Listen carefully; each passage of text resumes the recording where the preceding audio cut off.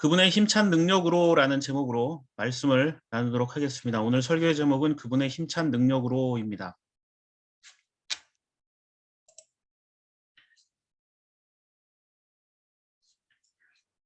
첫 번째 본문인 열왕기상 8장 26절부터 30절 말씀을 보면 이 부분은 이제 솔로몬 왕이 성전을 지은 후에 하나님께 기도를 드렸던 기도의 한 부분입니다.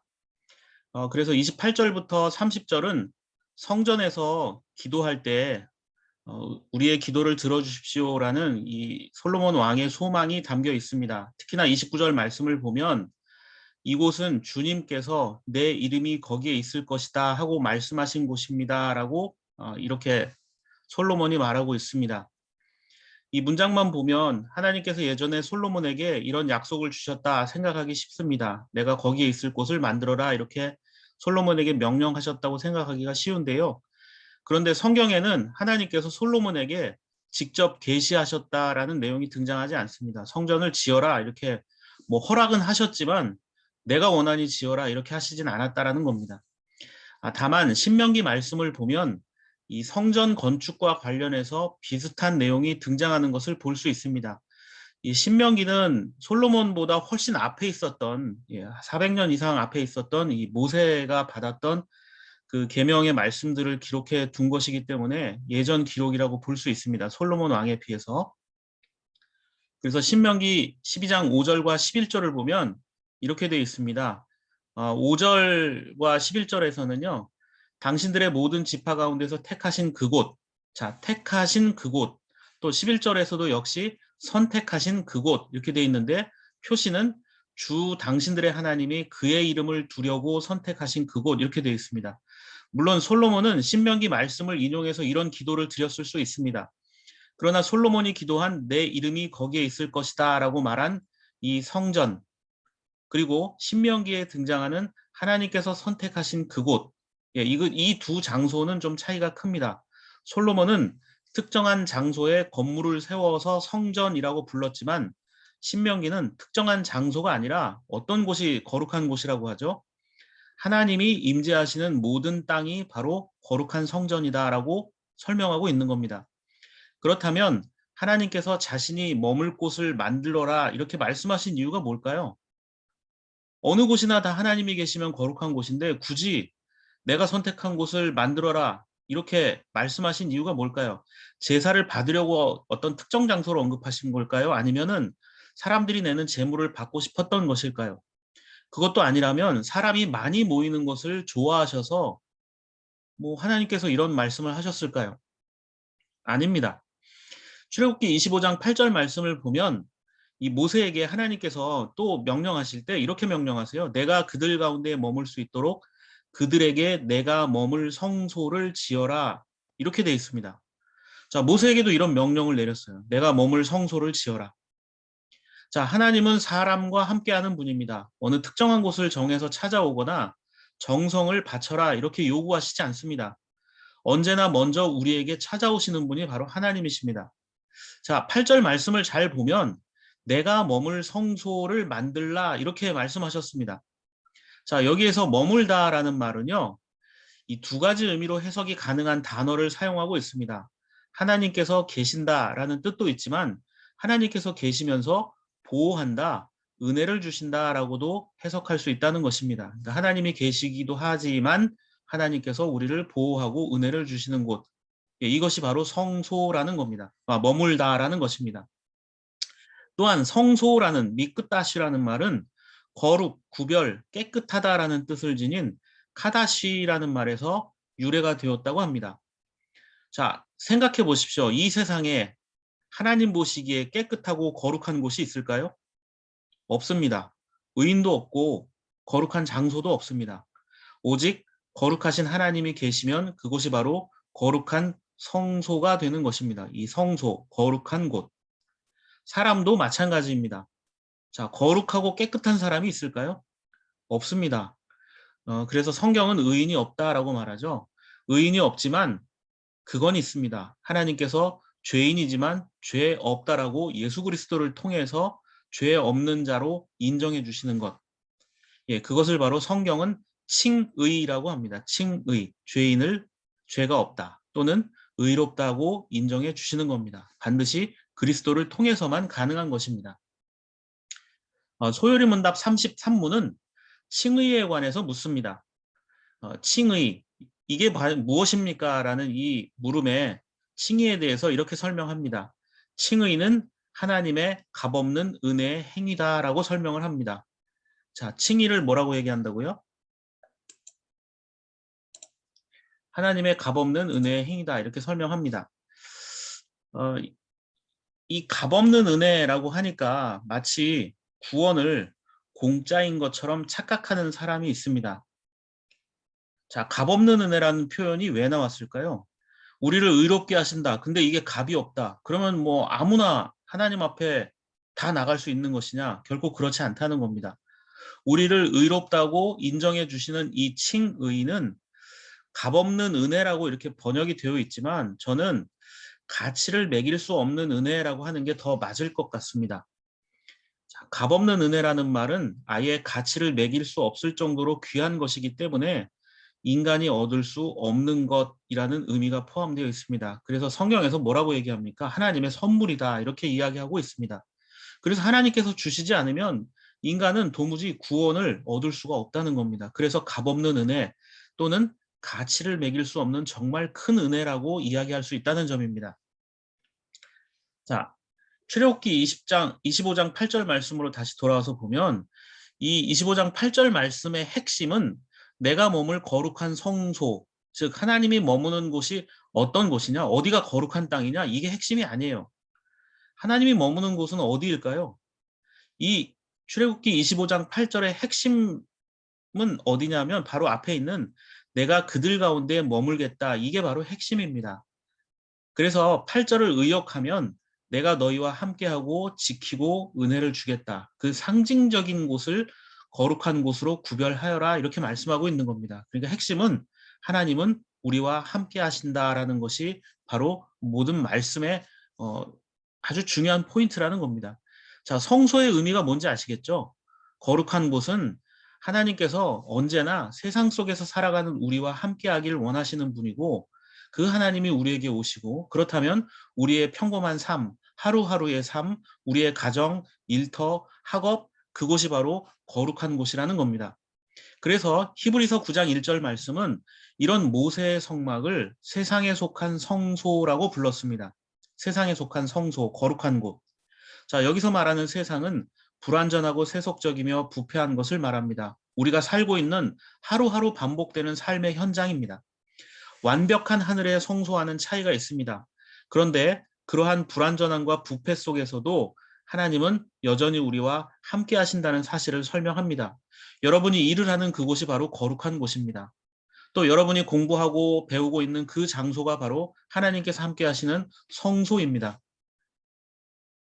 우리는 불안하고 연약하지만 불완전하지만 하나님이 함께 하신다면 아까 칭의를 말씀드렸잖아요. 죄 없다고 그리스도를 통해 인정해 주겠다. 우리가 머무는 그곳이 거룩한 곳이라는 사실을 잊지 말아야 합니다. 우리가 머무는 곳이 거룩한 곳이다. 그것은 결국 우리가 어디에 있든 하나님은 함께 하시는 분이다라는 사실을 고백할 수 있어야 한다는 것입니다. 오늘 첫 번째 본문인 열왕기상 8장 27절에서 솔로몬이 기도하는 내용이 등장합니다. 27절 말씀을 보면 그러나 하나님께서 땅 위에 계시기를 우리가 어찌 바라겠습니까? 그렇죠. 하나님은 어디 특정한 곳에 사람이 만든 건물에 머무시는 분이 아니라는 겁니다. 또는 저 하늘 위의 하늘이라도 주님을 모시기에 부족할 터인데 제가 지은 이 성전이야 더 말하여 무엇하겠습니까? 그러니까 솔로몬은 자신이 지은 성전이 불완전하다라는 것을 인정합니다. 그럼에도 불구하고 솔로몬이 이 성전을 만들었던 이유를 30절에서 이렇게 말합니다. 그리고 주님의 종인 나와 주님의 백성 이스라엘이 이곳을 바라보며 기도할 때에 그 기도를 들어주십시오. 주님께서 계시는 곳 하늘에서 들으시고 들으시는 대로 용서해 주십시오. 자, 27절에서 솔로몬은 자신이 만든 성전은 하나님이 거하실 유일한 장소가 아니다라고 고백합니다.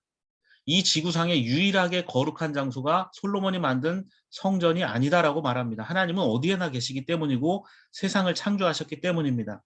그럼에도 자신이 만든 성전에서 하나님께서 우리의 기도를 응답해 주시고 용서해 달라고 말합니다. 그것은 일종의 상징적인 모습으로 내가 백성을 통치할 때 또 내가 힘들 때 찾아와서 하나님 앞에 이곳에서 엎드리겠습니다. 그러니까 일종의 약속의 장소, 만남의 장소로 솔로몬은 여겨달라 이렇게 간구하고 있습니다. 이런 솔로몬의 간절함에 하나님도 응답을 하셨습니다. 그래서 열왕기상 9장 3절 말씀을 보면 하나님 앞에서 모세의 성막이나 또 이 480년 뒤에 지은 솔로몬의 성전이나 별 차이가 없다라고 하나님께서 인정해 주시면서 차이라면 인간의 정성의 크기와 눈에 보이는 세상적인 화려함, 이게 성전이냐 아니면 초라한 성막이냐의 이 차이만 있을 뿐 하나님이 임재하시는 곳은 어느 곳이나 다 계신다라는 것입니다. 그래서 하나님은 언제 어디나 어디서나 우리와 함께 하시는 분입니다. 그런데 한 가지 짚고 넘어가야 할 부분이 있습니다. 하나님은 어디에나 계십니다. 그런데 그분의 이름을 정확히 불러야 한다라는 것입니다. 우리가 기도할 때에도 하늘에 계신 하나님 이렇게 기도하지 않습니까? 주님의 기도 첫 번째도 하나님의 이름을 부르면서 기도하도록 언급되어 있습니다. 자, 솔로몬이 말했던 그리고 신명기에서 언급하고 있던 나의 이름을 위하여 내 이름을 기리도록 만든 이 성전이라고 할 때, 자, 그렇다면 하나님의 이름은 왜 중요할까요? 이 하나님의 이름에 관한 부분들을 잠시 좀 살펴봐야 될 것 같습니다. 자, 여러분은 하나님의 이름을 아십니까? 그냥 우리는 하나님 그러니까 하나님의 이름이 하나님이지라고 생각합니다. 그런데 천주교에서는 하느님이라고도 이야기합니다. 하늘에다가 어떤 존칭을 담은 님자를 붙여서 이제 리을을 탈락시켜 가지고 하느님 이렇게 얘기하고, 하나님은 유일하신 분이다. 한 분밖에 없다라는 숫자 하나에다가 님자를 붙여서 하나님이라고 합니다. 이 국문학자들은 이 두 표현이 다 정확한 것이 아니다라고 말합니다. 수사를 명사화시킨 하나님도 불완전한 것이고 고유명사인 하늘에다가 님자를 붙여서 특정 대명사를 만드는 것도 역시 불완전한 것이다라고 이야기합니다. 자, 구약 성경에는 여호와라는 이름이 나옵니다. 여호와. 자, 히브리어로 자음으로만 기록되어 있습니다. 그래서 요드해, 와우해를 합쳐서 여호와라고 발음은 하지만 이 여호와라는 발음도 후대에 굉장히 오랜 세월이 흘러서 만들어진 것입니다. 자, 히브리어는 자음으로만 기록됐다고 전에도 한번 설명드린 적이 있었는데요. 거룩한 문자. 그래서 이 사람들이 문자를 기록할 때 자음으로만 기록하고 자기들만 읽을 줄 알았기 때문에 이방 사람들이나 세월이 흐른 뒤에 외국에서 살다 온 유대인들은 히브리어로 기록된 문자를 읽지를 못했습니다. 그래서 이것을 읽어야 할 필요를 느꼈습니다. 이 히브리어 여호와라는 단어를 영어로는 YHWH라고 자음으로만 표기합니다. 모음은 되어 있지 않습니다.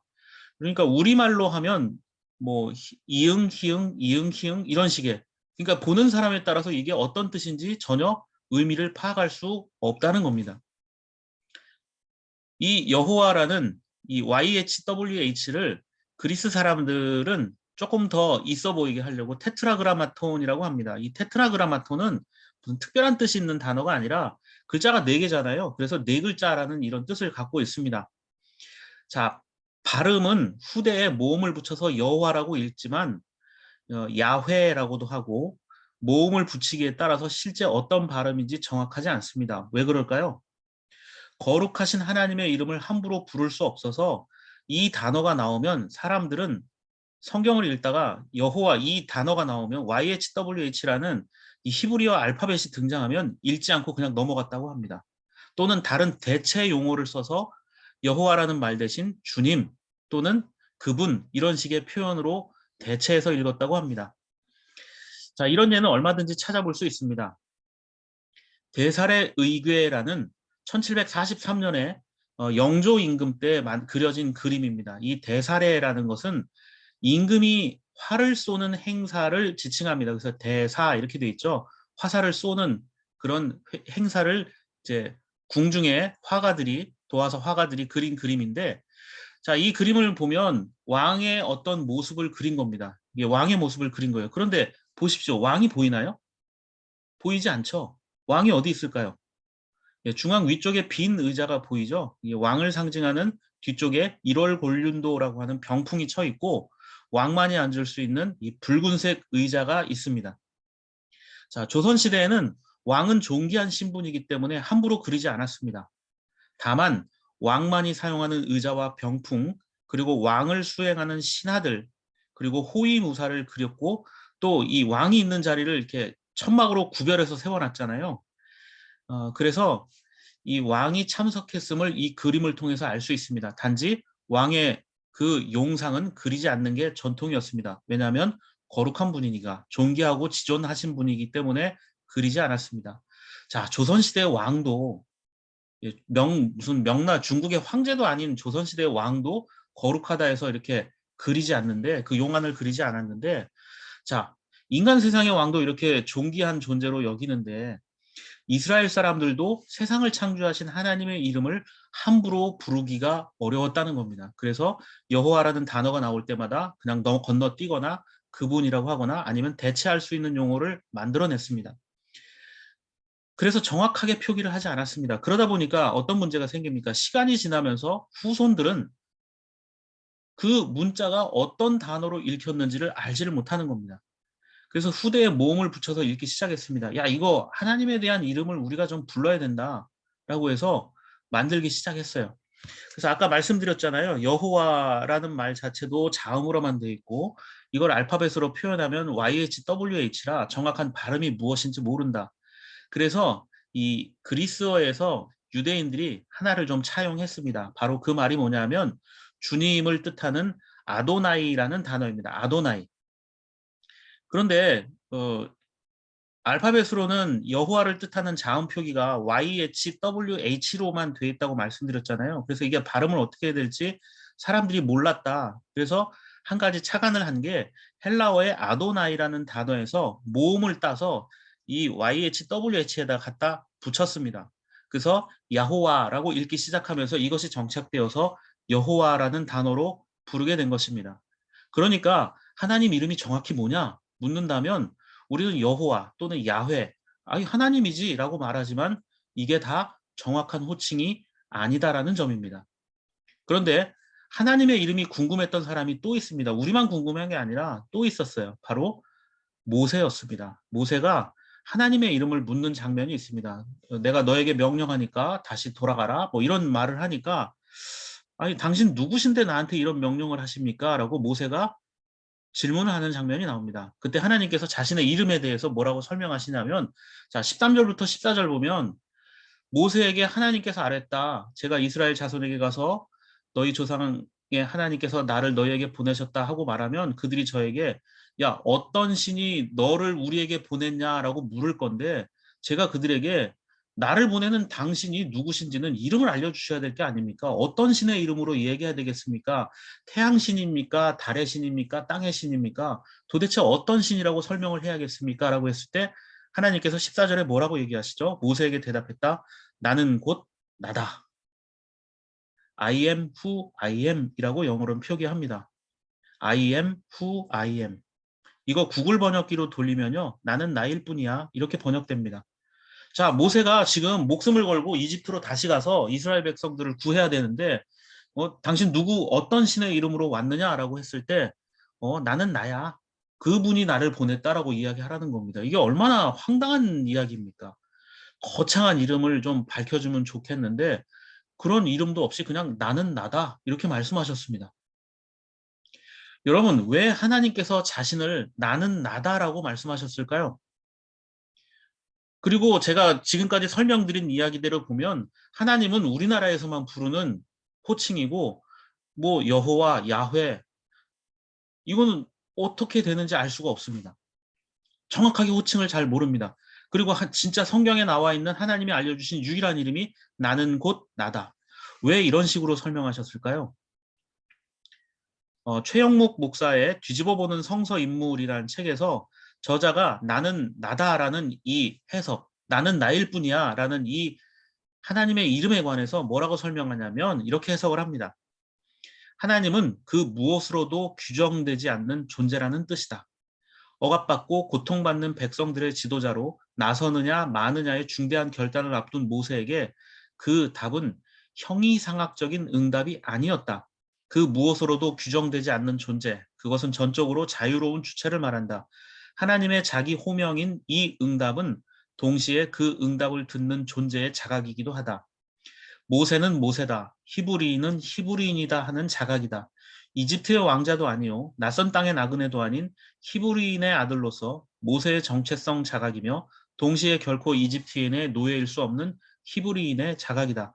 그러므로 나는 나인 하나님을 믿는 것은 누구의 종이 아닌 자기 삶의 주인으로서 당당하게 살아가는 것을 의미한다. 자, 여러분은 어떻습니까? 나는 곧 나다라는 이 깨달음이 굉장히 중요하다라는 겁니다. 우리는 어떤 소유와 자격이나 자리로 자신을 증명하려고 합니다. 예전에 제가 군대에 있을 때 만났던 어떤 목사님께서 저에게 명함을 주셨는데 그 명함 앞뒤로 한글과 영어로 정말 읽기도 어려울 만큼 작은 글씨로 가득히 각종 직책과 어떤 자격이 한글과 영어로 쓰여 있는 명함을 받게 되었습니다. 그 명함을 받으면서 저는 이 일을 다 할 수 있을까 싶을 정도로 직책이 많았습니다. 무슨 총재, 무슨 대표, 무슨 어떤 회장 이런 직책들이 무수히 등장했어요. 그 작은 명함 속에 엄청나게 많이 등장했습니다. 저는 그런 명함을 보면서 오히려 더 그분의 삶이 의심스러웠습니다. 얼마나 자신을 드러내고 과시하고 싶으면 저런 직책을 나열할까? 자기를 사람들이 무시하지 못하게 하려는 걸까? 이런 생각이 들었습니다. 우리는 우리의 어떤 하고 있는 일로 나를 증명하려고 하고 때로는 우리의 어떤 소유를 가지고 나를 증명하려고 합니다. 때로는 내가 어디에 살고 있다라는 그 위치를 가지고 나는 서울 사람이다, 어디 사람이다 하는 이런 것들을 가지고 자신의 근거, 존재의 의미를 삼으려 하는 경우도 있습니다. 그런데 성경은 뭐라고 얘기합니까? 우리는 하나님을 믿는다고 하면서 여전히 세상을 두려워하고 세상의 꽃으로 나의 정체성을 드러내려고 합니다. 중요한 것은 하나님을 믿는 자로서 자유가 주어졌을 때 두려워하지 말아야 한다는 것입니다. 나는 나다라는 그 하나님의 선언, 그것은 바로 너도 너다라는 것입니다. 바로 내가 너를 사랑하니 너는 그 어떤 곳에서도 누군가에게 굴복을 당하거나 억압을 당하거나 종으로 살아서는 안 된다라는 것을 설명하고 있는 것입니다. 이스라엘 사람들은 광야에서 끊임없이 자기 존재를 부인하고 이집트로 돌아가려고 했습니다. 익숙한 종살이가 낯선 자유인의 삶보다 편하게 여겨졌기 때문입니다. 그렇다면 우리는 어떻게 살아야 될까요?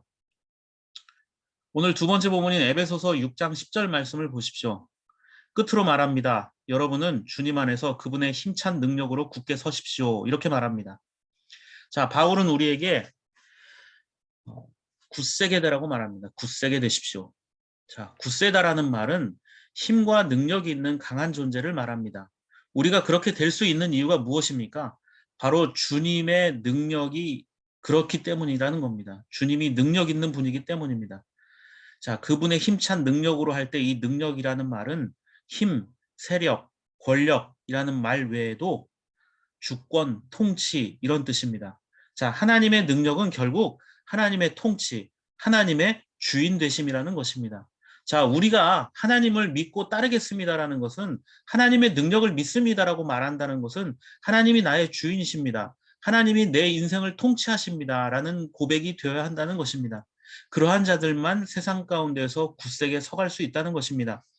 그래서 에베소서 6장 10절 이하에 보면 믿음의 전신갑주에 대해서 나옵니다. 믿음의 전신갑주. 자, 이 갑주를 입는다는 것은 무엇입니까? 군인이 전쟁에 나갈 때 이 갑옷을 착용해서 입는 이유는 뭐죠? 부상을 방지하기 위해서입니다. 마찬가지입니다. 연약하기 때문에 다치지 않으려고 입는 것입니다. 우리가 믿음만 있다고 해서 세상 속에서 승리한다? 그런 착각에 빠져서는 안 됩니다. 우리가 믿음이 있다면 그 믿음의 근원이 어디인가, 우리의 주인이 누구인가를 잊지 말아야 한다는 것입니다. 그리고 그 연약함을 고백할 수 있어야 한다는 것입니다.